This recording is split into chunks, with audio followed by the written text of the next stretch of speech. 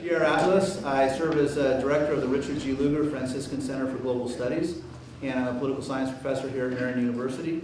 Welcome to our university and to the last installment of this year's Global Studies Speaker Series. This is our 15th year of the Global Studies Speaker Series, and I will be spending the next few months putting together the 16th year. So for those of you who are on campus for the first time, welcome, and please come back. All of our events are free and open to the public.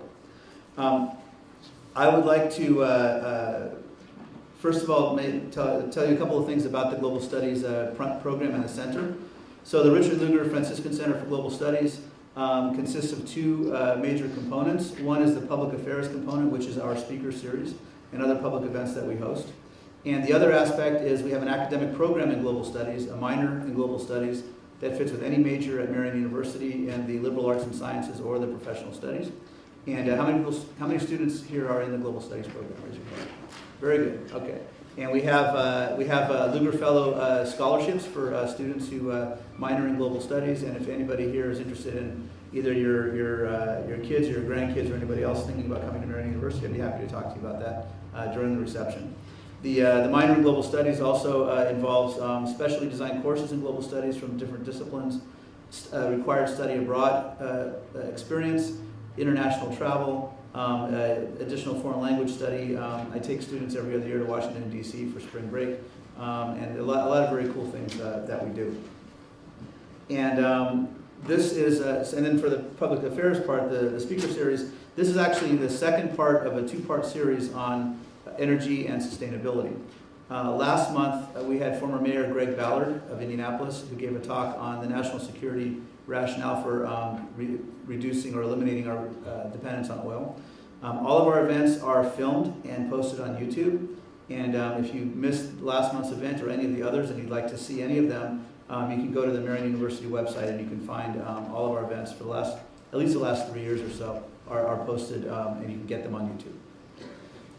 I would like to also point out that so Marian University we have 4 Franciscan sponsorship values: peace and justice, dignity of the individual, reconciliation, and responsible stewardship.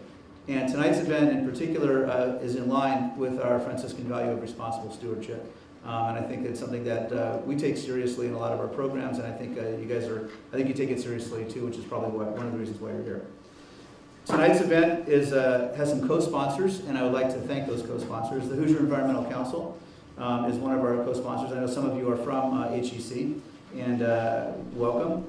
The Lugar Center for Renewable Energy at IUPUI is also a co-sponsor, and also the Global Chamber Indianapolis is a co-sponsor as well, and I'm proud to serve as a member of the Board of Advisors for Global Chamber Indianapolis.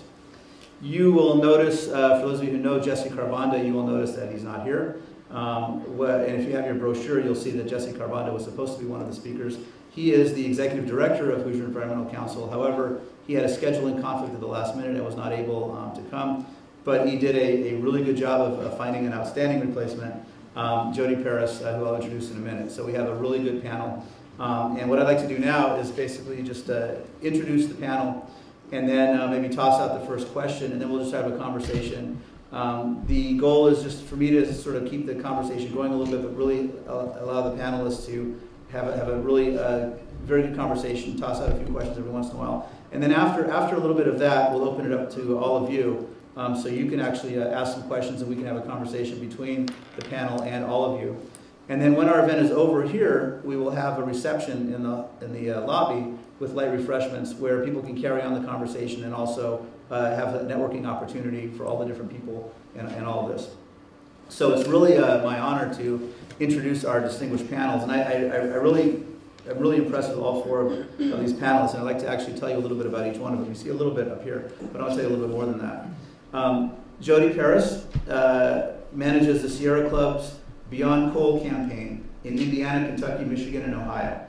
She leads a team of staff, volunteers, and allied organizations who are working to retire coal-fired power plants and transition to clean energy in this fossil fuel heavy region. Previously, Jodi served as the Executive Director of Improving Kids' Environment, as Deputy Director for Policy and Planning at the Indianapolis Department of Public Works, and as Deputy Commissioner for the Indiana Department of Environmental Management.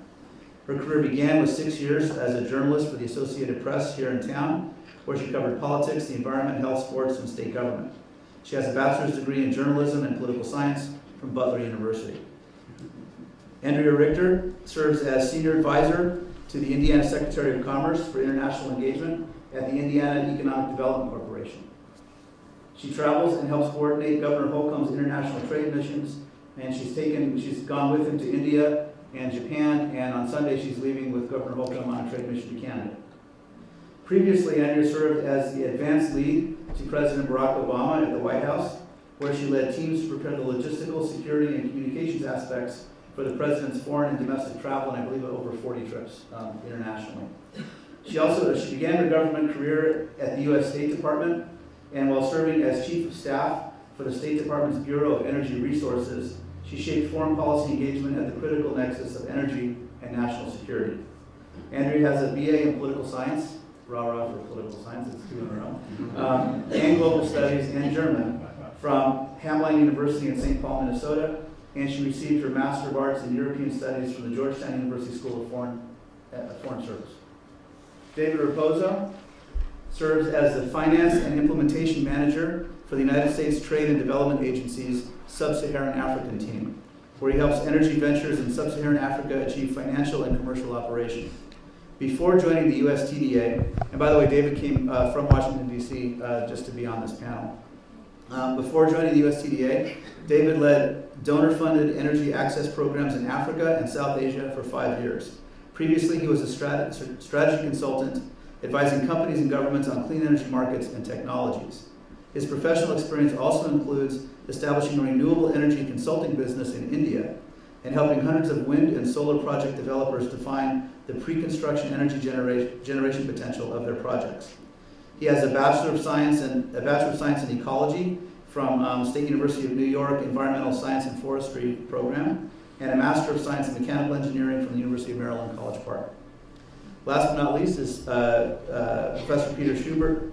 Peter Schubert, PhD, is a professor of electrical and computer engineering at the Purdue School of Engineering and Technology at IUPUI, and he is my counterpart in some ways. He serves as the director of the Richard G. Lugar Center for Renewable Energy at IUPUI. Peter is a licensed professional engineer and holds 41 U.S. patents and 13 more in the European Union. He was a Fulbright specialist at the University of Malta in 2014. He has 100 technical publications worldwide and is a senior member of several professional societies. He's also the CEO of a university-spawned startup company called Green Fortress Engineering, working on patented methods for storing hydrogen safely and cheaply. Peter obtained his bachelor's from Washington University in St. Louis, Master of Science from the University of Cincinnati, and his PhD from Purdue. This is a really impressive, high-power panel. We are all really very fortunate to have all 4 of them here. Welcome. And what I'd like to do is basically toss out sort of a general question and give everybody a chance, and we'll sort of, just to get things going, we'll sort of go in, reverse order, starting with Peter Schubert. And for all of you, we're focusing on sustainable development and renewable energy. Drawing from your own experience and interests, what do these terms mean to you? How are they related, and why should we care? Well, Pierre, thank you very much, and glad to be part of a panel with some amazing people here. What I'd like to do is to start off with my view of what the future would look like to answer the question of the definitions of sustainability and renewable energy. So with knowledge comes power, and with understanding comes responsibility. So we now have the understanding to achieve sustainability for all people on this earth. We have the technical know-how, we have the economic capability to achieve clean sources of power for all human enterprise for all time to come. It is incumbent upon this generation to bring this into reality expeditiously for the benefit of all mankind. In order to do this, the ultimate source of energy is the sun. The sun is on all the time. It's inexhaustible in the scale of human enterprise. So we can harness that, but we have to do it in the most efficient way possible. On Earth, we're always confronted with nighttime. So we must gather the sunlight in space, the only place that we can reach where it's available 24/7. Using orbital solar farms at geosynchronous orbit and low-density wireless power transfer, we can provide around-the-clock power to 80% of the population centers around the planet. With the addition of a worldwide grid, first envisioned by Buckminster Fuller in his 1981 book, Critical Path, we can also take renewable sources such as wind, water, and geothermal and share those amongst the continents where they're not available at that given time. Distribution of the grid to remote villages may be impractical. Therefore, we also need a bottom-up strategy where non-food biomass can supplement solar panels used in a highly efficient conversion system to produce chemicals, electrical energy, transportation fuels, cooking heat, and also providing education, entertainment, and the ability to support light industry. These communities can then build copies of these same systems and distribute them to even more marginal villages until all 1.2 billion people on this planet that lack access to electricity can have that available and participate in the market economy in ways which do not overly tax the resources of our planet. Using recycling techniques with abundant energy from space, we can close the loop on our material streams and greatly reduce the amount of materials that we harvest from extracting it from the earth, a process which is very taxing to the environment and introduces toxins into the environment that threatens the lives of humans as well as the entire biosphere. We have all these technologies now, Pierre. We have the understanding. And in 2018, we have the financial wherewithal to do this. So before we take one more step in a global society, it's imperative that we bring ourselves to sustainability so that we have accomplished our mission, we have fulfilled our destiny, and we have done our duty to the future humans of this planet. Wow. That's a great vision. Yeah. David, how would you look at sustainability and well, first of all, Pierre, thank you for the earlier introduction, and I'd like to say that it's a real pleasure for me to be here in Indy, if only for the day. I'm unfortunately headed back to DC tomorrow, but looking forward to making the most of my journey tonight, participating in what I hope is going to be a really interesting conversation about sustainability, renewable energy markets, technology, and finance, which are a few of my primo favorite things to discuss. So looking forward to the conversation. Sustainability is interesting as a concept. I first encountered a definition of sustainability, perhaps like many of you, in graduate school, which was something on the order of development that ensures prosperity for the current generation without compromising the prosperity of future generations. That was many years ago, and perhaps I'm dating myself there, but it's been a while, and I've spent the intervening years working in various capacities in the world's emerging markets, whether, as Pierre said, working on clean cooking solutions in Bangladesh, where I spent about a year and a half trying to build enduring markets for clean cooking solutions among poor communities in Dhaka and environs, or whether it's in the capacity I'm in now at a small federal agency called the U.S. Trade and Development Agency, trying to shepherd a portfolio of renewable energy engagements in sub-Saharan Africa from conception stage to completion stage. I've been working in emerging market capacities for plus or minus 10 years. And this issue of sustainability, I think, is really interesting, in particular in the context of energy-related issues. Often, it's that first clause in the sentence, which is germane to many emerging market-related sustainability issues. Ensuring prosperity for that present generation, development impact for the present generation, can sometimes lead that present generation to make choices which lead to adverse environmental impact. We believe at USTDA and in the broader sort of USG that it's possible to deploy solutions that have been developed in emerged marketplaces like ours that will empower emerging markets to not have to make some of the mistakes that we made along the way in our development journey. So a big part of what I do at USTDA is try to deploy U.S. manufactured solutions against the objective of facilitating sustainable development in some of the world's poorest countries.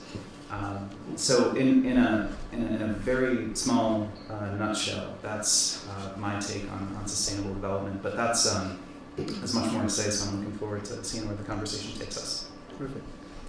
Andrea. Great. Well, just to echo David's comments, thank you so much for having me here tonight. I'm thrilled to be talking about energy. I should have to give a disclaimer. My opinions are not on behalf of the state of Indiana, but rather from my former hat when I worked at the State Department and in the Bureau of Energy Resources, as Pierre alluded to. So excited to get back to this topic. I thought it was very fitting when this was part of the Global Studies lecture series. And as you mentioned, one of my majors was Global Studies. And why I was attracted to that was Global Studies wasn't a set list of classes. It was multidisciplinary. It was, I took the core classes and I could pick and choose what I thought led to an integrated degree. And I love that because it felt like it fit together the pieces of a pretty complex world. And when I think about sustainability and some of the comments that David made about moving towards a shared prosperity or having a diverse and productive, ecosystem that is going to be mutually beneficial for many people, the integration key is key. You have to look at sustainability. What is the nexus between energy and water security and food security and agriculture? Because if all these pieces don't fit together, you're not going to have some of the visions and goals that Peter alluded to. And from the policy-making hat, because I'm not the person that knows the latest and greatest technology or the emerging science that is going to give us that, is how do we create the framework that enables that? How do you connect those dots and try to weigh different values and opinions that get us to that place? And that's a challenge, and if we would have figured it out, then we wouldn't need to be having this conversation. So I think taking a more holistic approach is how I see sustainability. It's how I see renewable energy as a piece of that puzzle. Obviously, energy is what makes the world go around. There can't be economies without energy. And renewable energy is a key piece of that. But we have to look at the reality of what the pie is right now for generation and how David alluded to, we continue to let economies and people grow and have the energy sources they need to be productive. How we can maybe, like you said, skip past some of those mistakes, but still get to a place where we look towards the future and that we grow those in kind of the comprehensive pie of what energy generation is. So really, it's how do we enable that framework? How do we connect business interests with public policy interests, with citizens, with all those pieces together to get there? Thank you. Good. Yeah. Thanks, Peter, and thanks everyone for being here. I also want to thank Hoosier Environmental Council for sponsoring this, and Jesse for asking me to pinch hit for him tonight. I really appreciate being here. When I think of sustainable development, I think I look at it through three lenses. Is it economically sustainable, environmentally sustainable, and socially sustainable? And if something fits within the overlap of all of those three, then I think it's truly sustainable for this generation and future generations, as David said. When I think about renewable energy, I think that's one component of sustainable development and a sustainable future. When John Muir was the founder of the Sierra Club, and he said, he's well known for saying, when we try to pick out anything by itself, we find it hitched to everything else in the universe. And so when you pick out renewable energy out of the mix, it is related to many other things. It's related to how we use oil for transportation, as Mayor Ballard was talking about at last month's lecture. When I hear Peter talk about this very, sort of huge vision for collecting solar power from space, and I respect Peter greatly, I wonder who's paying for that? Who's profiting from that? Our Sierra Club's vision is of a future in which energy generation is decentralized, not centralized in one place in space. It's locally owned. it is just and equitable so that you don't have to worry when you're flipping on a light switch whether someone is next to a coal ash pond or a coal plant suffering from asthma, suffering from drinking water, that you don't have to worry that the gas that's powering your home or heating your home or powering a power plant was harvested through fracking, which is causing earthquakes or causing drinking water to be polluted somewhere. And so when I think about renewable energy, it is energy that is not going to have a negative impact on people anywhere, or as little impact as possible, recognizing that just by being on the planet we're having an impact. So I want to make sure that we're thinking about not just the environmental part of sustainability, but the economic and the social as well. So what I'd like to do is basically have all of us engage in a conversation. So I mean, I can toss out another question, but do you guys have any like follow-ups or comments or questions for each other based on what you said? And just anything else. Otherwise, I can just give you another question.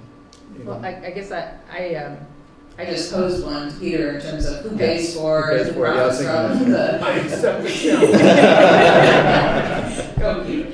Okay, so centralized versus decentralized. If you have centralized focus of power, then you have a grid and you get economies of scale, but you also get the tendency towards monopolization and centralized control, and then that means there are certain people that don't get the benefits of that. If you go towards the other extreme and have distributed generation of power, you still have to have the technology in place for people to be able to do that. And it has to be clean, because it tends to be that as you get smaller scales on power generation, the per energy pollution generation tends to be higher. So it's a challenge we have to face when we start scaling up distributed generation. How do we make sure that everybody operates things the way they're supposed to, and that they don't run things at poor efficiency and that kind of stuff? And then another factor we need to consider is that when we look at methods like wind and solar, with wind you have to put these huge towers up, and then they have these very large concrete footers. And those things require that we take limestone, which is fossilized carbon from the atmosphere from hundreds of millions of years ago, and we have to burn that off and put that into the atmosphere along with the fuel that took to do that. So there's a big carbon footprint we have to pay for at the beginning of wind. So it's not completely clean.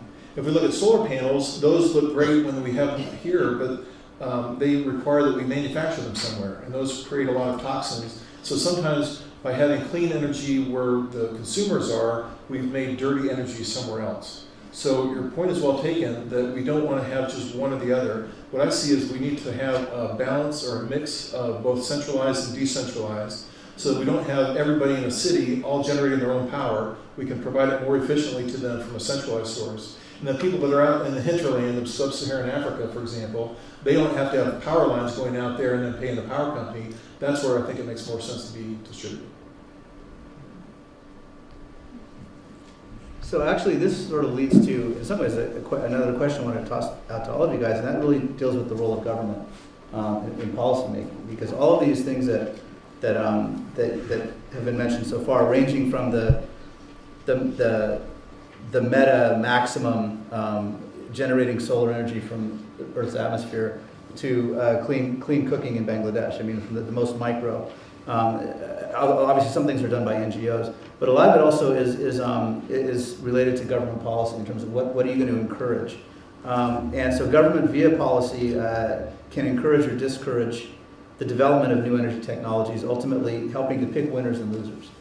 And so I guess I have a question I have is, what role do policymakers play in creating or not creating a regulatory or stable environment, investment climate for renewable energy, for renewable energy production to grow? I mean, what can government do to actually sort of create a climate where private sector firms, maybe developing panels or other kinds of things, are actually going to want to go ahead and be rewarded for investing it, and government also can do certain things to discourage other types of things. So I guess more broadly, what is, and in your view, what should be the role of government, whether it's national, state, or local, in promoting renewable energy and sustainable development at home and around the world? I could give a start at that. Yeah. So I'm going to talk from the standpoint of the state of Indiana, and what's going on here in our state, what's been going on in the 5 years since I've started working for the Sierra Club's Beyond Coal campaign.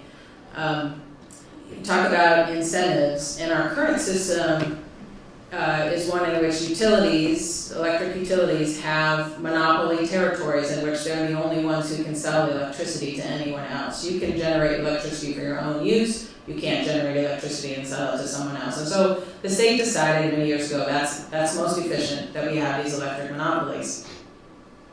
What we now have, though, is that electric monopolies have pretty much captured our government through political contributions, through influence in the state legislature, so that when we should be looking at, hey, the world is really changing quickly. The technologies are, as Peter said, are here for us to make this transition to a much more sustainable and environmentally friendly way of generating electricity. But our utilities are incentivized to make money the old way. They're incentivized to make money by having large central power plants that burn fossil fuels, and long transmission lines to carry that power to us. They're not incentivized to be more energy efficient. They were actually at one point given goals to create energy efficiency programs, and were mandated to do those efficiency programs for all of us as customers.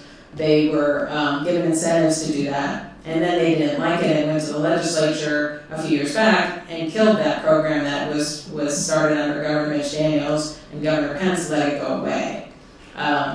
They have also worked at the legislature to make it less financially affordable for all of us to own solar panels on our rooftops. So they have gone to the legislature to get rid of a policy known as net metering, in which someone who owns solar panels can get equal credit for the electricity they send into the electric grid and the electricity that they take out. You can get credit for extra energy you send into the grid during the day. So what we have are utilities who we really should be looking at, what are we incentivizing them to do? They make more profits the more they build, the more that they own in terms of these big central power stations.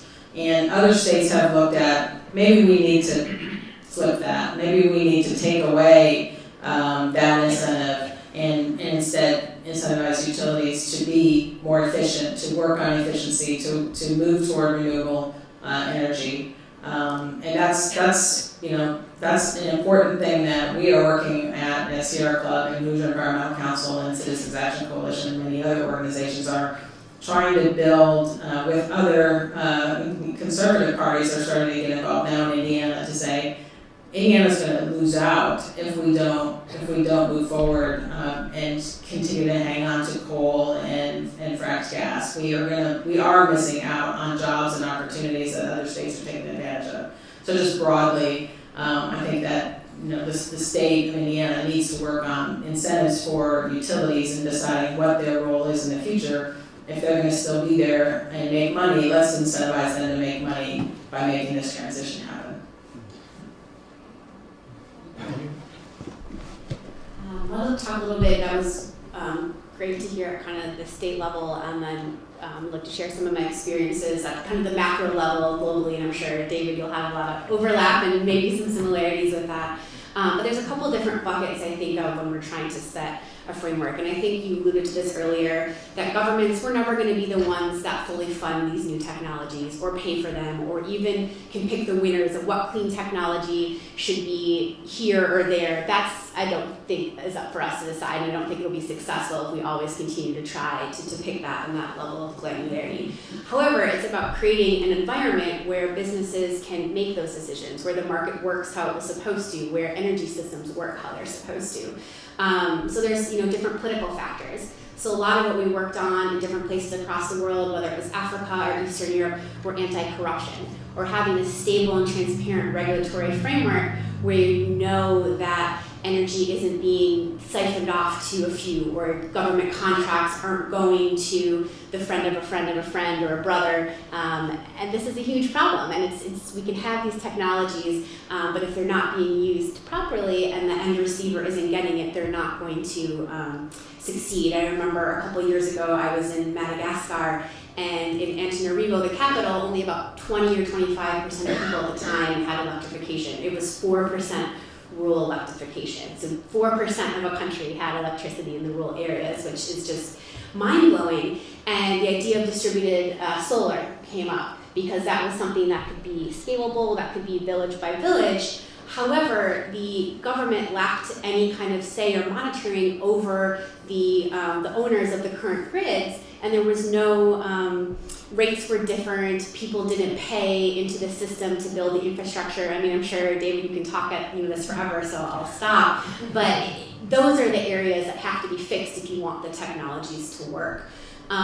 You can do market signals and incentivize things. I know when Prime Minister Modi in India, pledged kind of a huge investment into the infrastructure that is going to make things happen, that's a huge signal. Building the physical infrastructure and interconnections that are going to help energy get to places that they need to go, incentivize it. So in the Baltic region, where they were incredibly dependent on natural gas from Russia, which was a political side, they couldn't even have the grid interconnections across their 3 energy markets to make it financially feasible to have different types of hydro or solar or things like that. But if the government can say we're going to build that interconnector, it becomes a lot more attractive for a company to invest or for different sources of generation to come. And one of the last, I think, things that would be important on the technical side is also capacity building. So you can have new technologies, but if you don't have the experts or the sharing of best practices in countries who can implement those in a way that is successful, that's very hard. So having government programs that help to share their experts and their expertise can help countries actually utilize these technologies in a way that's meaningful and successful.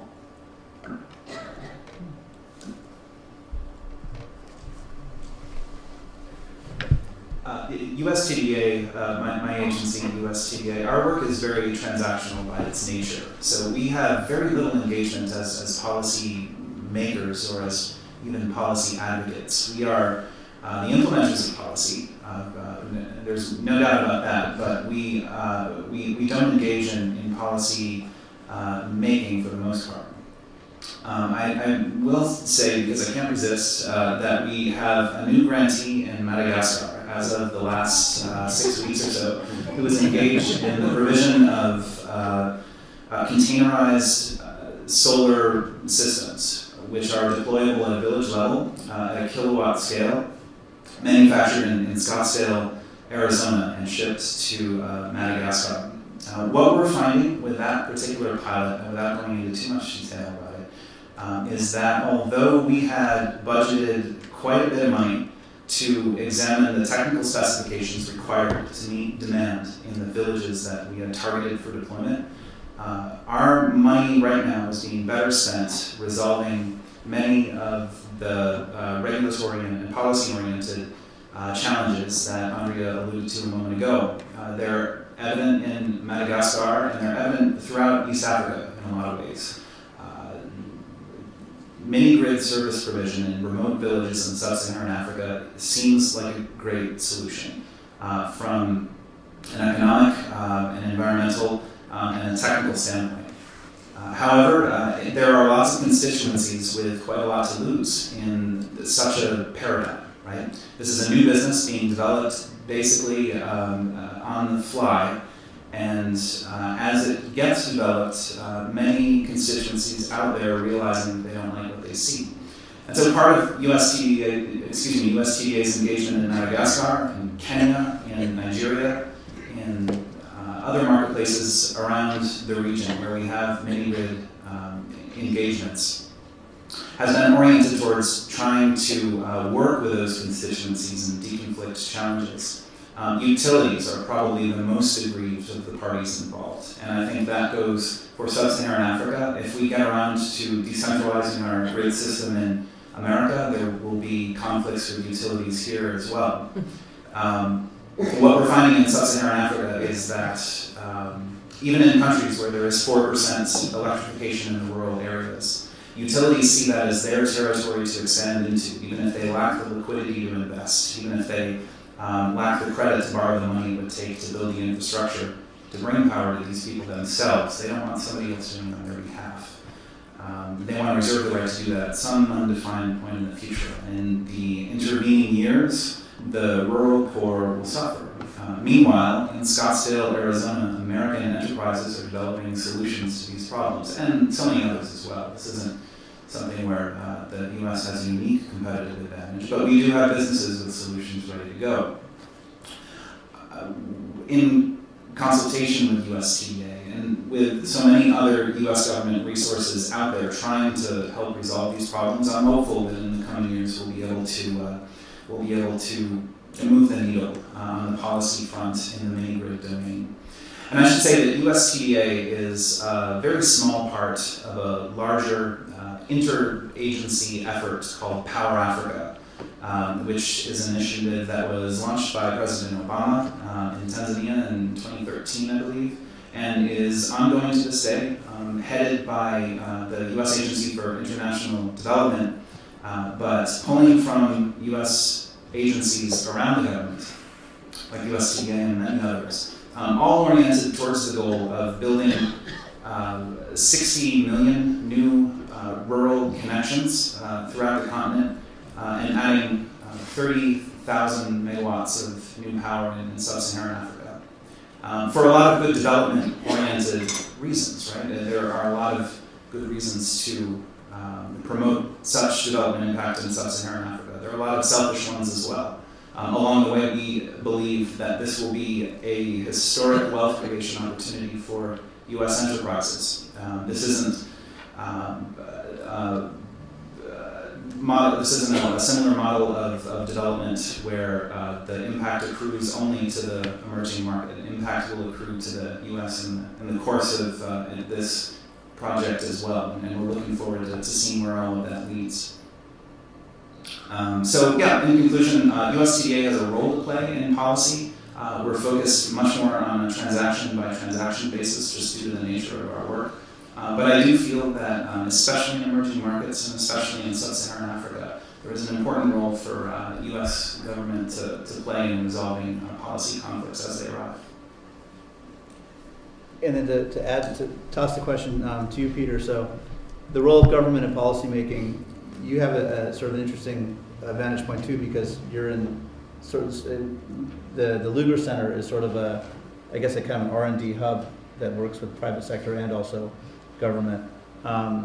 What are your thoughts on either the sort of the from Earth's atmosphere generation, where would the government play a role in terms of incentivizing that, and also what actually happens at your center? What interactions take place, and how does government policy and regulation either help or hinder what you guys do at IUPUI? Pierre, can I start with the audience participation activities? Yes, absolutely. All right, so I want everybody to put their hands in the air and raise the roof. Okay, excellent. That's what I'm talking about. So the Lugar Center for Renewable Energy, a sister organization to Global Studies, we try to educate people, but it's not enough for us to do that. We need to have a lot of voices. And I don't want to tell you how to educate the people that are in your spheres and networks. But I want to tell you, raise the discussion, raise the roof, talk more about energy. There are statistics that say people spend, on average, 30 minutes a year thinking about energy and their utility company, and it's usually with a frown or a scowl on their face. And we need to open up those kind of discussions and have these kind of discussions, not just with panelists up here, but for you guys and all the 10 people you're going to talk to about that. And then contact your elected officials. I've been doing that on a personal basis. I do that also on representing our center. And so, Pierre, I take the 44 research members we've got associated with our center, of which you're one, and then try to pull together what are the things that make sense for Hoosiers? How do we represent our people? We're a state-run university, Indiana University and IUPUI, so we're using taxpayer dollars to do our research. We want to be able to create jobs. We want to create revenues. We want to do things that are going to help lower utility rates to people. But in order to do that, we have to break through some of the impasses that Jodi outlined. And that requires that our politicians hear from you all. And they hear from other people that you guys can all talk to. So, one more time. Raise the roof. So let me just do a quick follow-up on this also before I toss it to you guys again. Jodi raised a point about what happened when policy changed with the new administration. And this was even within the same party. So from Governor Daniels to Governor Pence, and now we're on to Governor Holcomb. How do you sustain, or can you sustain consistent policy and even a consistent vision when the administration's changed? So not only in the state of Indiana, but we had a pretty big change in policy orientation from President Obama to President Trump. Yet we still have sustainability issues. We still have a desire, or most people have a desire for renewable energy. But now there's, we're concerned about coal miners, right? And so how do you actually maintain policy? What can you do? This is maybe one of the downsides of democracy. If we were an authoritarian regime, we wouldn't have this problem, right? So anybody in any order, what do you guys think? Any thoughts on that? Thank you. No, I think that's a huge challenge, like you said. That although we have maybe technologies or things that are constant or evolving, the political factors affect things more, or if not the most, than other things. So usually how politics and government affect changes through budget. Where you put your money, where you staff people, can make a huge difference. So I think we see reorienting of that, whether it's a state or a federal government, or with current situations here in the U.S., and that does send messages. Public statements send a lot of messages. I know probably everyone in the room, what they're thinking of is the Paris Climate Accord right now. And it does send a message. So even if there's no kind of day-to-day change where we're not pushing aside renewable energy or doing things like that, not being kind of in a visible way, promoting something does change that. And I think if you're looking at a collective, if the collective goal is to move to a low carbon global economy, then it matters what everyone does. And I love that we're talking about the state of Indiana and Madagascar and all these things, because it's showing this interconnected stewardship that you've talked about, that it does matter what happens in one place, because that does affect, a global policy. So I think that's really challenging, whether it's in a developing country of how they foster their growth and have, different changes in their government to have continuity, but then also in the, developed world. So not just the US, but a country like Germany, which was kind of known for their Energiewende of this, one of the first to truly commit to transitioning to a low carbon economy, and even having Angela Merkel remain in power, like you said, that the tide can turn. So did they get the lowest hanging fruit now, but now that it's really going to maybe affect the auto industry or the number of diesel workers, or now that it's really going to cost a little bit of extra money to get, the wind power from the north to other, high usage centers in the south? When is too much too much? When are people going to trade some of their behavioral challenges? And I think, that can be a problem even when there is this same administration. Yeah, thanks, Andrea. I want to start with talking about sort of the downside of dealing with administration changes, which we at Sierra Club have experienced, and it's very hard to work at the Sierra Club compared to when President Obama was president, but also an upside. So yes, we've seen major rollbacks of environmental requirements to the extent that they can. You can't turn the ship that is the United States regulatory environment around overnight. But we have seen walking in a signaling and walking away from the Paris Climate Accords, rolling back regulations that govern coal ash is one of the latest things that the Pruitt EPA is trying to do. Rolling back requirements that power plants have to control the water toxic discharges that they have, rolling back clean air requirements. it goes on, and it can be depressing from day to day. We're constantly trying to fight these things, either many times in the courts, and the courts have, thankfully, because of our form of government, the courts have been able to help us halt some of the worst things that the Trump administration has been trying to do. However, at the same time, Sierra Club believes that we will meet our Paris commitments regardless, and that's because renewable energy and energy efficiency are winning in the electricity markets. Fortunately, most of our utilities now operate in regional markets where they sell power into those markets and buy power out of it. It's not just Indianapolis Power and Light generating power just for you. They're part of a bigger market that actually in the mid-continent is operated out of Carmel, Midwest or mid-continent independent system operator runs the grid from Minnesota to Arkansas and many, many states. It's a great tour if you have a chance to do it. And so renewable energy efficiency are actually keeping prices low. Unlike when I started at Sierra Club 5 years ago, renewable energy in many places is beating out older coal-fired power plants that are very expensive to run. And so we're seeing Indiana is number 2 in the nation in terms of the amount of megawatts of coal-fired power plants that have either retired or are committed to retire in the next few years. Ohio's number 1.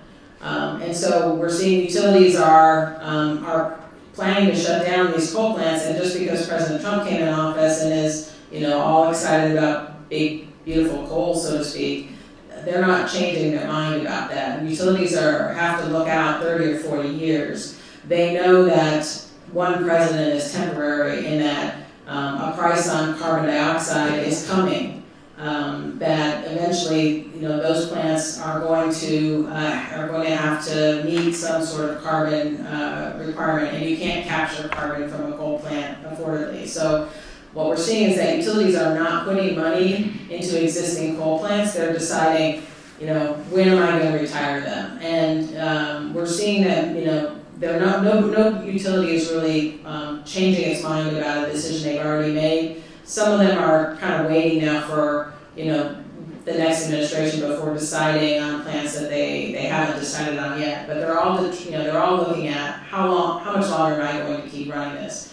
We're in conversations just this week with the city of Grand Haven, Michigan, which has an older coal-fired power plant that's right on the lake. If anyone's been to Grand Haven, beautiful beach, there's a coal-fired power plant just inland from there. And they decided, their staff recommended recently that we don't think we should keep running that plant. It's going to cost $15.5 million just to fix, the problems that we're having there. We don't think that's a good use of money. We want to just be tied to the wider grid, not generate our own power anymore, link into to the bigger electric grid, and it's going to be better for us, it's going to save us money in the long run. There's a little bit of a battle now going on there between the city council and the board that runs the utility, and that's playing out in different places. But this is happening no matter who's president. In fact, Beyond Coal Campaign tracks coal retirement announcements. We know every single unit that burns coal to generate electricity in the country,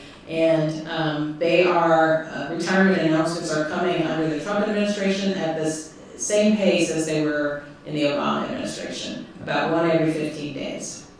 So that's the good news.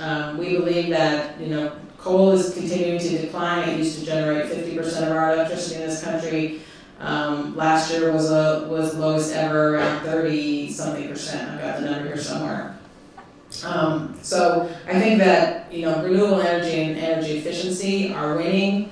What we're concerned about is, as these coal plants are closing, making sure that they're being replaced with truly clean energy and not allowing the utilities to build a big fracked gas plant that, again, they're incentivized to build these big, central generating plants. So trying to find and make sure that we're as much as possible skipping over that to the technology that's already available today to make renewable energy, 100% renewable energy, how we power ourselves by 2030. That's our goal.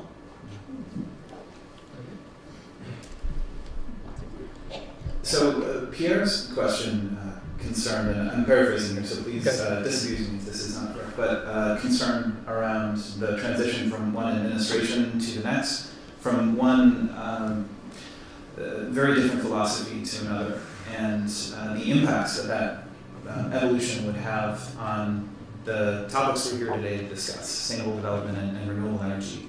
And Pierre is, it would seem, rightly alarmed about the impact, and I think that's warranted.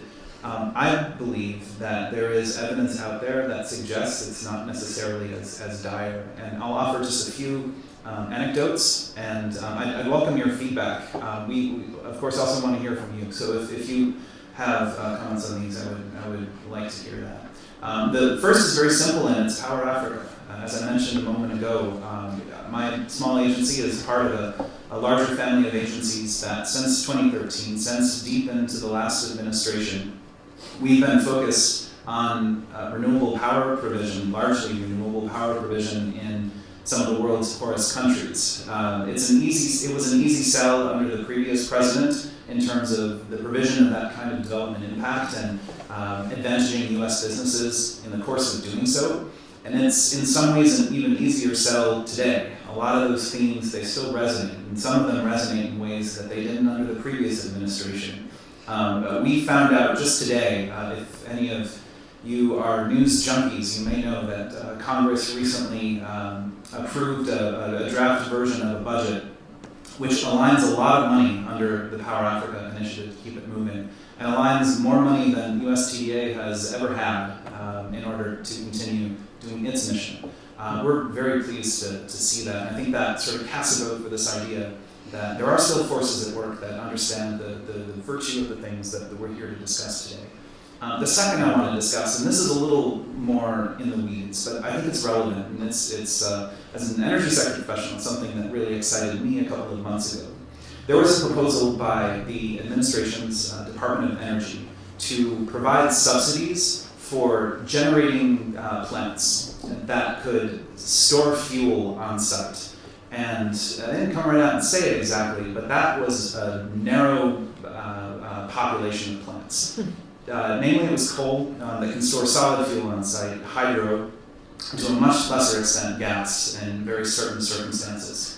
What the Department of Energy proposed was that these kinds of fuel resources are necessary to support resiliency on electric grids because of variable renewable power. We need these firm resources in place to counteract that perceived variability. Except it turns out the science really doesn't support that. The most sophisticated grid modeling, both within the government, in the private sector, in academia, has always supported this contention that there are not just better ways to balance a variable load, but cheaper ways to do it, that deliver better outcomes to ratepayers, and that lead to the more resilient grid, which is what the Department of Energy had in mind when they proposed this new market rule. And so what the administration's own Federal Energy Regulatory Commission came back to the Department of Energy and said was that we don't believe the science doesn't support your contention, and we're not going to move ahead with that plan. So they rejected the rule, and we continue on the status quo where coal-fired power plants aren't advantaged simply because they can keep a pile of fuel on site, and a solar power plant has to wait until the sun rises again in the morning. So I was pleased to see that as evidence that these kinds of forces, these kinds of sensible forces can prevail in certain sorts of situations. And the third that I want to mention, and I'll be brief, is just that I keep seeing utilities, and Sierra mentioned this as well, when utilities who have a lot of money at stake in conversations about these issues, about sustainable development, about renewable energy, about what a marketplace will look like 25 or more years from now. And when utilities look into the future, they see a renewable future, and they're planning for it accordingly. And it's not just the most progressive utilities out there that are seeing these kinds of things. I work in Virginia, and my utility there, Dominion, is not particularly progressive, and they haven't over the decades taken progressive positions on things like nuclear and coal. Nevertheless, in their integrated resource plan, they published, I think last summer, which is a planning document that is used for programming and very much used to design the next RFP for the next generator that they require. They anticipated 5 gigawatts of solar power in Virginia. That's not 5 gigawatts that they want to buy from somewhere else. They want to build it in-state. That's a remarkable departure from the language you hear about energy sector planning coming from the administration, and it's coming from the people with real capital at stake. So I'm inclined to, if I have to look in the crystal ball, I'm really inclined to take the perspective of the people with the capital at stake, rather than the talking heads, rather than the policymakers who, as Sierra Club stated, are going to come and go. It's the utilities, I think, that have the most informed vision of the future. Thank you. Yes. Okay. I'm excited to announce publicly for the first time a project that Andrea and I have been working on, and along with Mayor Ballard and other people who are representing energy in our community. And coming back, David, to your point about the perceived variability. In our state, renewable energy has been kept at a very low level. We're like 1% or less. And people point to Hawaii and California and Vermont and say they've made such great progress, but now they're running into troubles. But they're like at 40%. So we're like miles away from where there be any kind of problem. But people are using this bad word. They're saying intermittent, as if that's like a death knell for renewables. So with the current administration making the Department of Energy say, hey, we're not going to give so much money for research and development of renewable energy, which is our lifeblood. With our state saying we don't have much money for that as well. We want the market to pick. The invisible hand will take care of all that stuff for you. So we're like, what do we do? Do we close up shop for the Lugar Center? No. We have rallied back, and we've come up with a new idea that I'm going to tell you guys about tonight. There'll be more about this in the future. But some of the cheapest ways to store energy from these renewable sources are pumped compressed air. You need salt domes for that. We've got a couple of those in the state, but not too many. Or pumped hydro. You run a dam in reverse and pump it back up. We don't have any mountains. And then we thought, we've got coal mines. Coal mines. Coal mines could store water, and then we could pump the water up when we have excess wind and solar up to a surface reservoir. And then when the wind is still and the sun is gone, we could open up the gate and let the stuff fall down with a huge amount of pressure and turn a turbine, and now we provide energy. It's like a big battery.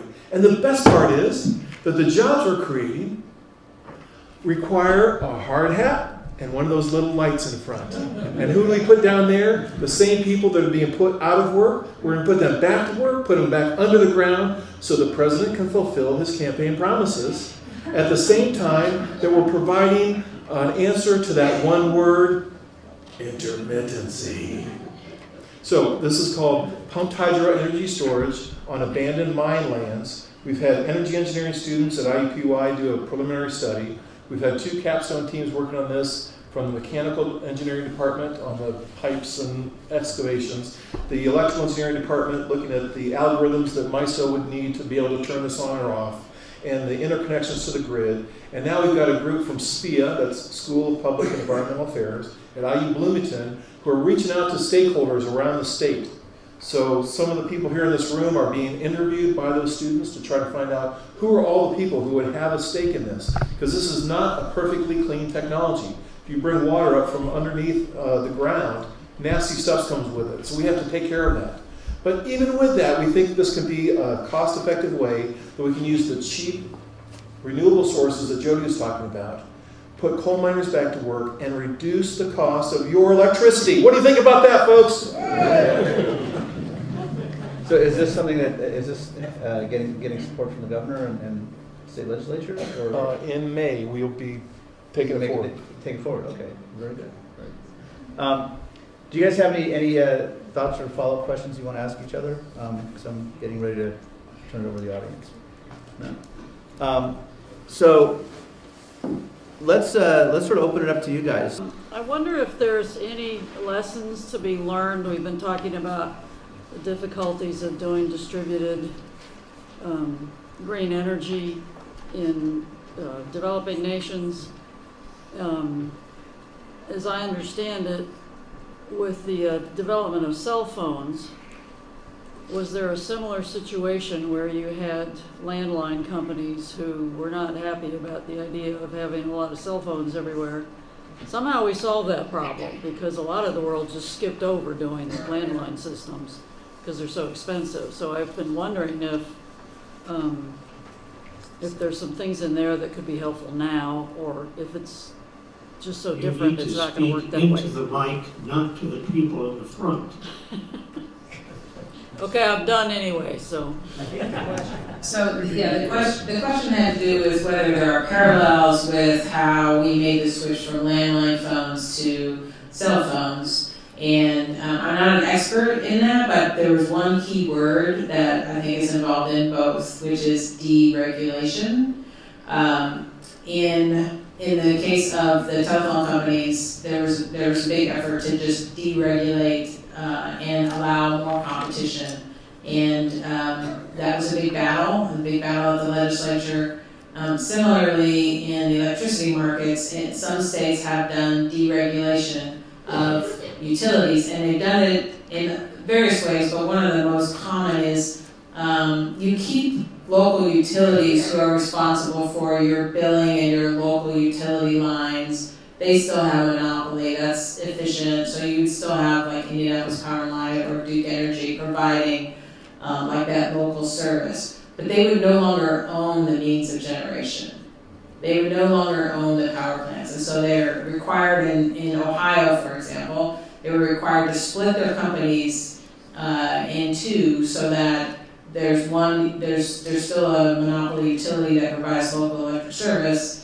And I'm going to get this wrong because I haven't worked in Ohio that long, but there's also a separate company that owns the power plants, owns solar, gas, and then other folks are allowed to come into that market and compete and build generation and sell in that market. So it becomes one in which instead of having a utility being what's called vertically integrated, where they own everything and they can profit off of everything, they have to compete with other providers at the generation level. And in Ohio, people can also choose who they want their utility to be. And I'm not exactly sure how that works, but there's varying ways that you can deregulate, but it helps to free up the market so that you can have local generation, local owners, and those kinds of things. David mentioned Dominion wanting to build 5 gigawatts of solar. Indiana utilities also have developed long-term plans to build many gigawatts of solar, and I could show you all their long-term plans. The thing is, they want to own the solar. They don't want you to own it. They don't want anybody else to own it. Yeah, they want to keep access to your bank account that you're sending the money every month, and it's much more efficient if we own it and put it over here. But that means they continue to profit off of you, and so some form of deregulation is probably something that we're going to have to look at some point in Indiana, and we're going to need a large political movement to make that happen. Yes, in the back. Jodi, I'm a little confused. Speaking to the microphone. I'm trying to, and I'm pushing the button. Is that better? Yeah. I'm a little bit confused by your use of the word deregulation, because it sounds like you're talking undoing monopolies, and that usually involves regulation. Well, it's actually, the term that is used is decoupling, and I can't pretend to explain that to all of you, but you're decoupling how utilities are making their profits, and it's just looking at a different, just like we need to step back. We haven't had an updated energy plan in Indiana since 2006 when Mitch Daniels was governor. Governor Penn said he was going to develop one, and there were people who worked on it because we were talking to them, and it's sitting on a shelf somewhere or a shredder, I don't know. Think about how much has changed since 2006 and how electricity is generated in this country, right? And what is changing all around us. So we need someone to say that's not acceptable, because our old energy plan said our goal was clean coal and I forget what else. Clean coal is an oxymoron. So we need an energy plan for the 21st century based on today's technology. We need to look at how do we generate it, how do we incentivize the generators to generate the least cost power the cleanest way possible and in a way that is is affordable and doesn't harm people. And that's the basic thing that we need in Indiana. And it's going to take a lot of us to get involved to make that happen. Do any of you want to get in on that? No. In the very back, you had your hand up too. Hi. Yes. Can you hear me now? Yep. Yes. Okay, so my name is Mina, and I work in Africa, and I missed a bit of the beginning, so forgive me if I didn't get that bit. But I wanted to ask a question. My organization works in renewable, but in a different kind of unique, different way. We work in transforming and converting waste heat, like the water I said, into energy for cooking for women in Africa. So we convert that through different processes, and then we come up with the fuel that is used for cooking with a thin cook stove. The whole idea now is to find out if there are current activities around what you do in the renewable stuff I mentioned, if you have such interest in working on this kind of projects where we have plant conversions and usefulness in terms of supplying of fuel for African women as a replacement to kerosene and negative and bad fuels and all that. So we clean the environment and at the same time produce this fuel. Are there interests out there in front of me to see if there are people who have that kind of interest in working in Africa and in such renewable energy strategies? Thank you. Sure, and thank you for the question. And to answer you succinctly, yes, lots of people have an appetite to do such work and to offer funding to others who are doing such work. USTDA isn't in that business necessarily, but there are sister agencies throughout the U.S. government and other funding agencies throughout the development sphere who can offer you the kind of assistance that it sounds like you may need. I have some thoughts on who that may be. For starters, I would refer you to the African Development Foundation. They are a foundation, but they live within the U.S. government, and they have the right kind of risk appetite and development mandate that would seem to align with your development ambition. And so I think that would be a fruitful first conversation for you to have, and I can refer you to friends and colleagues there. But perhaps we should have a more detailed conversation following this. I understand there's a reception or something like that. If you would like, please come and find me, and we can talk a little bit more about what's available. Yeah, we'll have a reception afterwards in the lobby, and you absolutely have a good networking opportunity there. Other questions? Yes, certainly. I don't have a question, but I do have a comment. I recently moved from Ohio, and I am very familiar with their process. Yes, the utility distribution is a monopoly, but the producers of power are many and varied, and they do it in the good old-fashioned way. They compete. They send out a lot of information to customers, and I have switched 2 or 3 times from one supplier to another because of cost, and also each of them, as they work for your business, they report the level of power coming from renewable sources, as well as the amount of power coming from, for instance, hydraulic or hydroelectric and or coal and or gas. So when you make a decision as to where you're going to buy the power from, you have a lot of choice, and it works quite well. Thank you. Yes, Bob. I have a question, I think it's for Dr. Schubert. It's somewhat of a technical question, but maybe it's two-part with Andrea. Indiana has the Battery Innovation Center in Crane, Indiana. I think the the pumped hydro idea is cool, but it sounds like it would take a lot of time to get it going and what have you. How about battery storage? Does that play a role? And if it does, then the follow-up, for Andrea would be, the state has this $1 billion investment fund, maybe through IEDC and Elevate Ventures, 21st Century Fund, what have you. Wouldn't that be something that would be a good thing to invest in? Would be the Battery Innovation Center?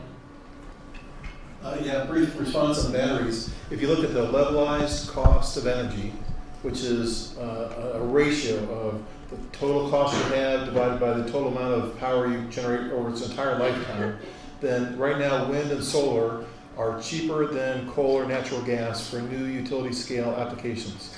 So that looks great for those. But in order to take care of that intermittency, you have to put batteries in. And batteries on that scale are way on the wrong side of it. So it's still really expensive to do lithium-ion batteries. Now it's been coming down from that, but it's still not to the point where the combination of those would work. So when we do the pumped hydro energy storage, that stuff is so cheap because you don't have to have all that technology in the batteries, that's where our advantage is we can get that levelized cost of energy to be very, very low. No, thank you for the question. I think the short answer is that definitely is something that we see as a huge asset. Our chief innovation officer at IDC actually used to run BIC. So I think like anything, it takes time to develop kind of strategies and how we promote certain technologies. But I know just by having the Battery Innovation Center there, it draws a lot of interest from the international community. So I didn't talk about this earlier because it's not as germane to the conversation, but my role at for the Secretary of Commerce is to travel to countries around the world trying to attract foreign direct investment into Indiana, especially in a lot of these innovative sectors where we want to grow an economy of the future.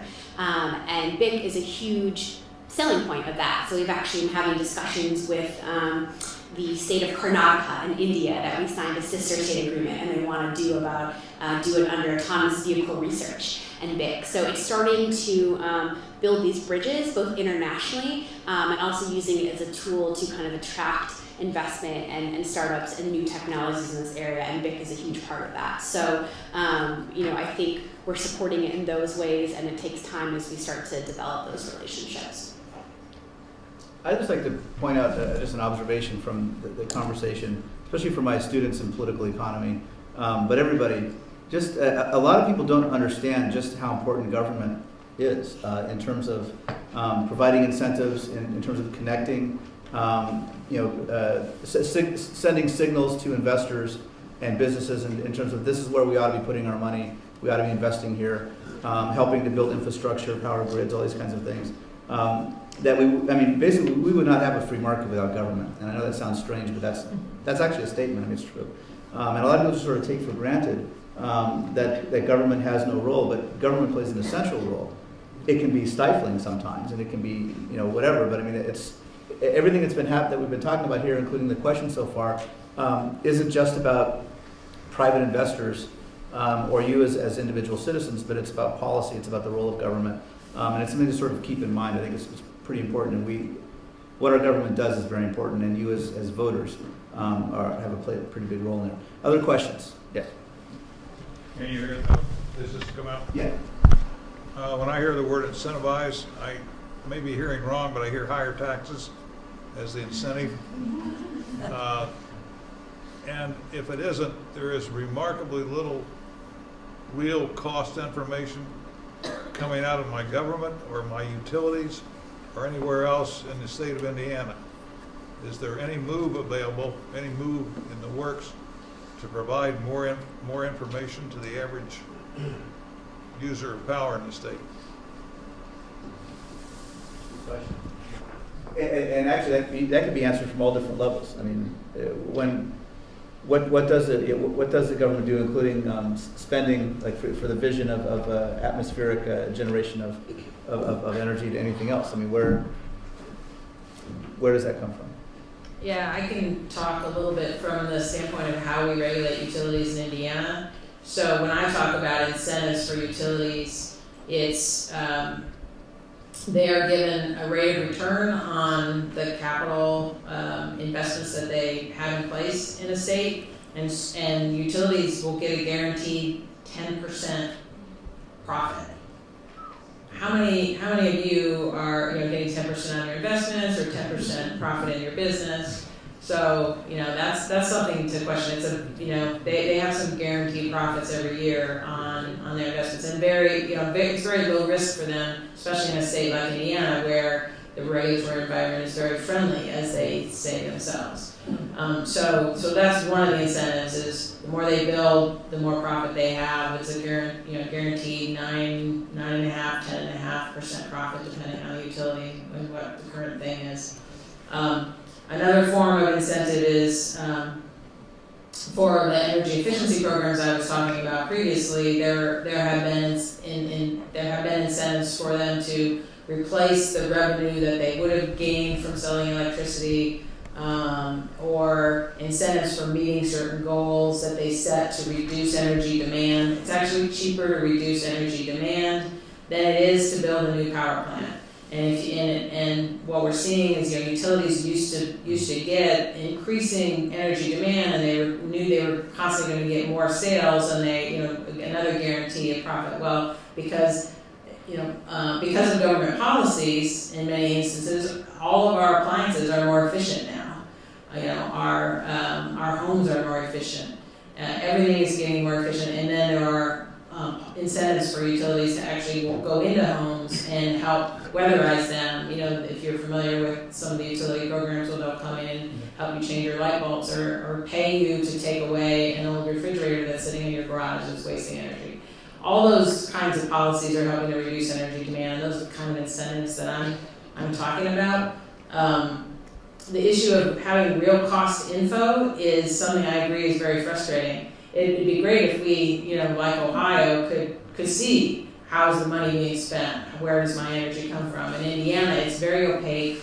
It's all decided at the Utility Regulatory Commission. Much of that information, the fine details of the numbers, is confidential.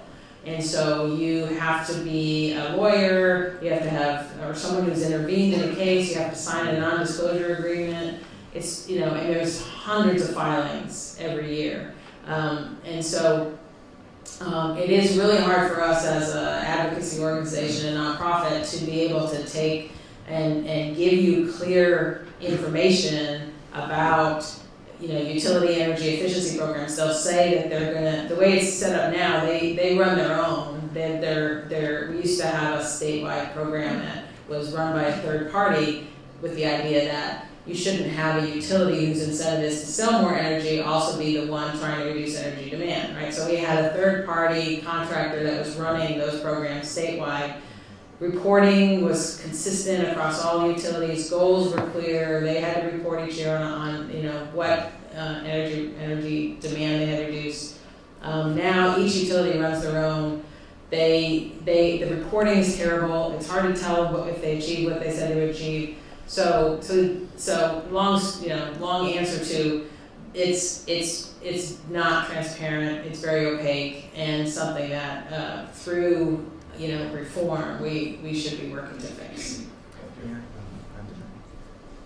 Just a quick, in addition to those comments, before we move on to the next question, two very easy sources of data about your utilities. If you're curious about what's going on under the hood.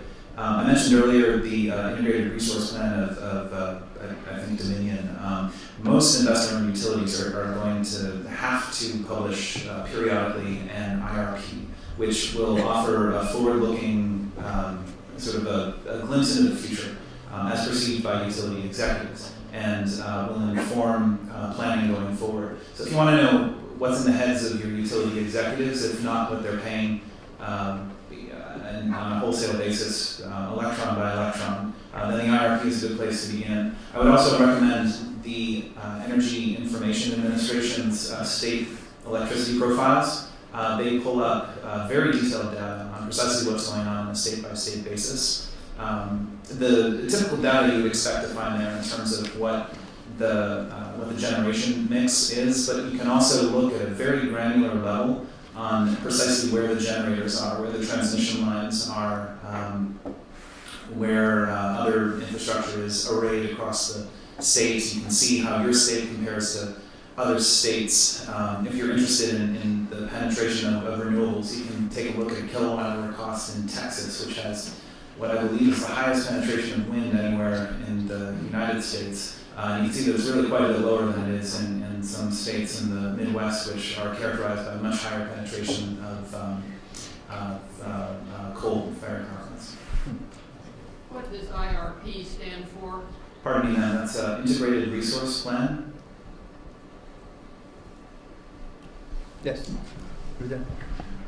Thank you guys so much. So what would you say is the most impactful lifestyle change or action that ordinary citizens can take to promote sustainability? Vote.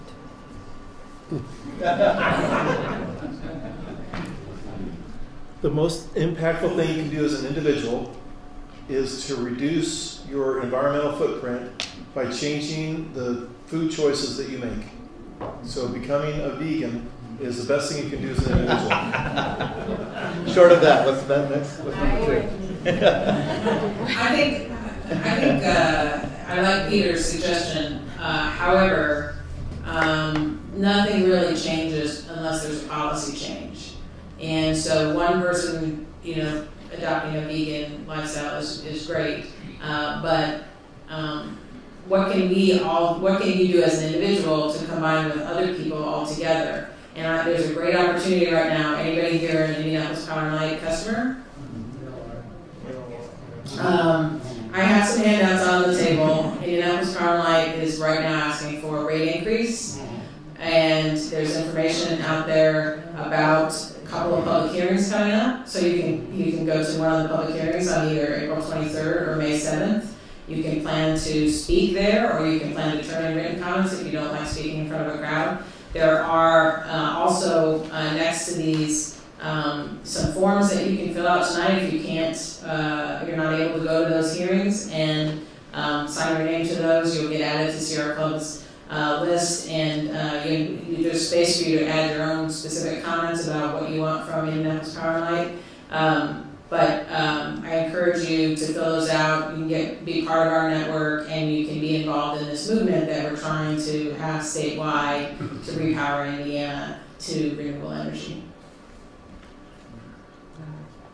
Do you have one thing that you can do? I think in addition to behavioral changes and using less electricity and things like that, I think just to be knowledgeable and educated. I mean, I used to lecture at a class in Georgetown in DC, and just the difference from one year to the next of the number of times energy was on the front page of the news, whether it was a geopolitical energy thing, whether it was new trends in energy. It's something that people wanted to know. They're creating classes about energy. That was the class that I taught. They created a bureau in the State Department. The ENR Bureau actually didn't exist until actually Senator Lugar put into legislation that there needed to be a special envoy for international energy affairs. So it matters to be educated not on just what's going. I mean, this was actually great for me to learn more about the state of Indiana as a new Hoosier, but also what's happening globally. Because if we believe the story of being interconnected, it matters the type of technologies and political challenges that are happening, all across the world. So when you see energy in the newspaper, don't kind of just gloss over. Read it, focus on it. It's a huge, important issue. Are there specific terms or phrases or ways of talking about renewable energy that are bipartisan? No. All right. I think I disagree. I think this is this is the easiest bipartisan, this is the easiest way to build a bridge. But only if we talk about this kind of thing in terms of its wealth creation opportunity, right? In terms of the opportunity that sustainable energy presents for putting out of work miners back to work, or for creating export opportunities for containerized mini-grid manufacturers in Scottsdale, Arizona. This sector is full of stories like that. The four of us encounter them all the time. And so I think it's incumbent on us and people like us to get those stories out into the world, but then it would be incumbent on all of you to broadcast them, right? To get them into your personal networks. Seek them out on your own. I mean, you just have to begin to look for them and you can find them. This energy transition that we're all up here discussing, and it's going to take a lot of work, but it's going to create a lot of wealth along the way if we do it right. No, I mean, I fully agree with that. And I think, Jodi had a really helpful framework at the beginning to talk about, is it economically sustainable and is it environmentally sustainable? And we just have to get over in the dialogue that those don't have to be mutually exclusive, exactly to David's point. So I think once we start having that as a framework, it's less and less becoming a partisan issue or getting stuck in a particular word. So I think if you do some of the homework and start to learn how energy systems work, it's not fun. I mean, when I had to learn about what grid interconnection, like what that actually means, it's not great. But I think once you have a basic understanding of how that works, then it leads to a more informed dialogue. Last month when Mayor Ballard was here giving his talk, I don't know if you were here or not. It's on YouTube. And he was actually going to try and make it here tonight, but he had other things going on. One of the points that he made, and this is actually to an audience question, was that he, when he was a Republican mayor of Indianapolis, and he was talking about trying to, make Indianapolis more green, and with electric cars and all this kind of stuff. He deliberately never used the word climate change, and he didn't use the word green. And his entire pitch, the whole point of his talk last month, was the national security reasons for why we need to get off of oil, and therefore using more electricity and move towards sustainable energy and all renewable energy, sustainable development.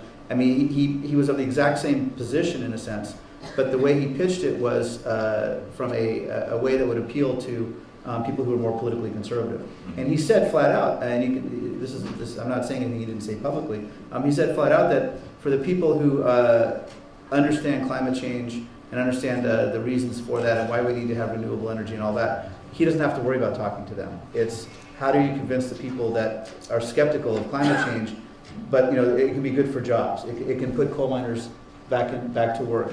We won't be going to wars in the Middle East over oil. These kinds of things. So in some ways it might be, is there common language that you can come up with?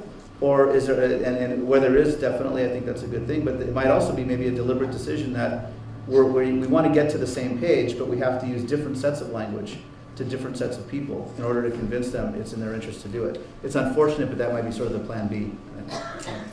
Here, I would just add that Sierra Club has recently released some polls in a number of swing states, Ohio, Michigan, Pennsylvania, and renewable energy is popular, very popular among people of all political persuasions, Republicans, conservatives, Democrats, throughout. And so what's really happened is there are a few well-heeled interests who have hijacked some of our top leaders and who are paying good money for our government to hang on to this old 20th century technology.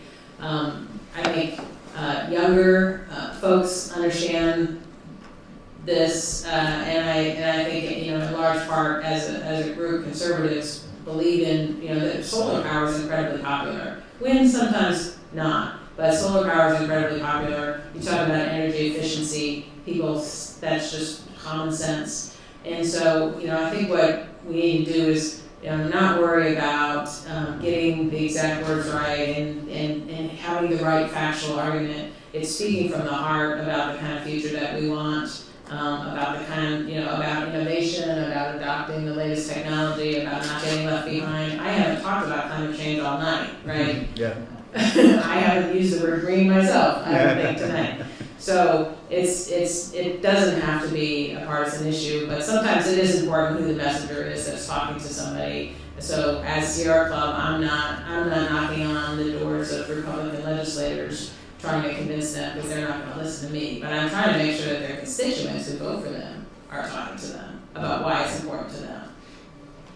We have time for maybe one or two more questions. John. I'm wondering if the panel, and we started getting into talking about partisanship a little bit, you know, we have people we elect, and they appoint people on the agencies, I think of the U.S. in particular, and the state as well.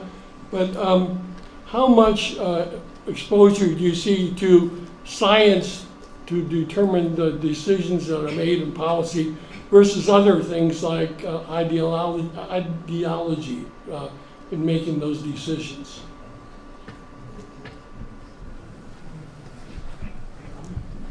I'd like to respond to that with an anecdote. My neighbor is a Purdue graduate and hailed by the community as being a smart guy. He says, the solution to pollution is dilution. I said, that went out of favor back in the 70s. I told him about how coal combustion releases metals that get into our atmosphere, like mercury and lead, and those land on the oceans, and they get into the fishes, and then we eat the fishes, and then you get like the Mad Hatter, if you remember from Alice in Wonderland. And so this mercury is coming into our environment. He goes, oh, those scientists are just inflating all that stuff about mercury. So I'm kind of making a joke, but mercury can make you mad, and he is telling all his neighbors about this, and they all believe him. And then they hear me, and they're like, oh, Peter's a tree hugger. A guy came up and said, Peter, I cut my tree down. It's almost like people are like, organic? Never. So there are some people, and I call them, I have a name for them. I just made this up yesterday. They're the men who sneer. I don't see this among women, and I know I'm generalizing, this might be a sexist comment against men, but the men who sneer don't pay attention to science, and the more science you throw at them, the more they sneer and say, it's just a conspiracy. So I think it's a very big problem, and maybe younger generations can be the ones that finally topple this. I think this will just be anecdotal, so I can't speak, maybe for government-wide or at every level. But during my time at the State Department, I think what was unique about creating a bureau focused on energy and a theme was that we hired a wide variety of people. So not only did we have kind of policy people or regional experts, but we had a petroleum geologist. We had someone from FERC to help do the regulation for cross-border, power connections. And these were the people that were doing the day-to-day work as we would try to implement our policies. So that was, the type of experts that were influencing the policymaking, that were creating initiatives like Power Africa. I think, where there's always the ebb and the flow gets back to our conversation about when there's kind of needing to reconcile the day-to-day work of experts and of a government with political ideologies and how that gives and takes and where money goes and doesn't go. And I think that's a messy process and, continues along. But there is, just wanted to, mention that is part of the background that's going into this. I'd also say again, to echo David's point, when you're talking to your legislators, they have access to all these resources. And the number of times that I went to the Hill to share about what we're doing, to ask for additional appropriations and funding, these are the people that are deciding it. So they are deciding the agency budgets, they are deciding what priorities, they are writing line item legislation like Senator Lugar to create positions like this. So it does matter how you talk to a congressperson and how you believe science should be a key part of that decision making. Other thoughts? When I came to the Sierra Club, I really learned about organizing because we are the largest grassroots environmental organization in the country. And what I learned is what we believe is that there are two things that elected officials are interested in: money and votes. Collectively, we don't have a lot of money. The people with the money, are influencing them. But we do have votes. And when people get organized, we've seen it, right? We've seen, even though the Trump administration wants to go in a certain direction, we've seen where they've had to back away because of organized opposition. And so I don't think, when I go talk to Congress or I go and talk to an elected official, they're not asking me, what does the science say? That's just not how it works. They're interested in how are they going to get reelected, and they get reelected through donations and through people who vote for them. And so it's up to us to organize ourselves to get involved in these issues and to get involved on whatever issue you care most about. Get involved with an organization that is organizing people to influence elected officials so that they understand how you are going to vote when they're up for re-election next time. And vote. And actually vote and get more people, register people to vote, help mobilize other voters. We need to participate or we're getting left behind. My students will be familiar because I always tell my students that if you want to have any influence, you join an interest group and pool your resources. That's the way our system works. It's a pluralist political system. We have time for one more question. How about a student back there? Yes. Here's you. Thank you for giving me the opportunity to address the question, and it was really glad to listen really good discussion. And I have a simple question about the shale gas and the shale gas revolution, which is one type of the natural gas.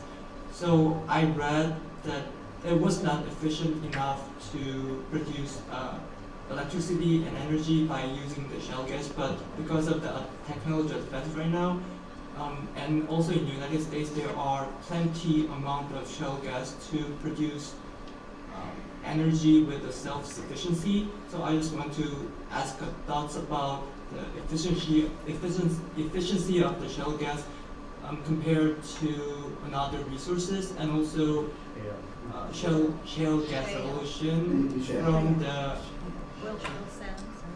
the energy security perspective. Is that getting us? Is that providing energy security? That the fact that we're now a gas producer through shale gas? Sure. So let's give you some of my personal thoughts. I think the role of shale gas. I mean, it was incredibly disruptive to the global energy economy. And if we look at the perspective of how we get from reality right now, or probably from some of the things that Mayor Ballard was talking about with oil, to a place where we can have Peter's vision come true, there has to be kind of the realistic incremental change, right? So that, or at least that's how I feel. So there's talks about bridge fuels or roles that things like natural gas can play in that. You're right. Is it as clean as things like wind or solar? Definitely not. Is it cleaner than things like coal or oil? Yes, definitely when you look at emissions perspective. So I think why it's important when you look at the energy security aspect of that. First is how does it disrupt different markets? So part of the reason that it became not productive to have coal, and why a lot of coal plants closed here, were because the price of natural gas went down. And that was an alternate fuel that people could use, and that's what decommissioned a lot of those, right? So that was disruptive to the market. From a political energy security one, most definitely, if you look at the OPEC producers, a lot of the time I spent in the Gulf countries in the Middle East was having, these countries tell us, we're losing our relationship because we're not tied to, oil anymore, or, how can we kind of keep lowering oil prices to maybe win over against the shale producers in the U.S. And we found that kind of decentralized shale market was a lot more resilient. So it was able to kind of hang on in the face of some of the OPEC oil producers. So it can play a role in that self-sufficiency that you mentioned. I like the word that you said, self-sufficiency, because I think energy independence doesn't truly exist in the global economy because we're still all interconnected. But it definitely was disrupted, and I think in the long run that actually leaves the space for renewables to grow and not necessarily hurting it or delaying it. So it can sort of help us. It can help us wean us off of the more traditional fossil fuels, I guess. I think so. I think it disrupts the space to let market decisions move in other directions. So I think what David and Jodi had talked about is that companies are making these decisions 10, 20, 30 years out. I mean, I went to Qatar and UAE, and although their main revenue in Qatar is, from gas exports, and from UAE it's oil, what are they personally investing in? Solar power. I went to Masdar City outside of Abu Dhabi, and it's just an amazing city powered by that, right? So you're looking at where these producing countries are actually putting their own money for their own self-sufficient energy future. So we're going to go to the reception, but I'd like to give each panelist basically a minute or so what is the one takeaway that you would like the audience to have from what your thoughts are about these questions or tonight's conversation? Just one thing that you'd like the audience to be able to take away from tonight. Get involved. Get involved with this issue. Volunteer for the Sierra Club, the Environmental Council, Citizens Action Coalition. There's a lot of groups out there that are working on these issues. We need you. We need you yesterday. So thanks. A lot of the questions, a lot of our commentary was about cost and sacrifices in a sense, phrased in different ways, but we hit a lot of those themes. And I think to get to the gentleman's question a moment ago, I think it would be much more productive for all of us to reframe this as a conversation about potential wealth creation. You know, thinking of this as an opportunity for future generations to be even better off potentially than we are. If we deploy the technologies that we have at hand that are required at scale right now, there is a real chance, I think, that we can accomplish that. Okay.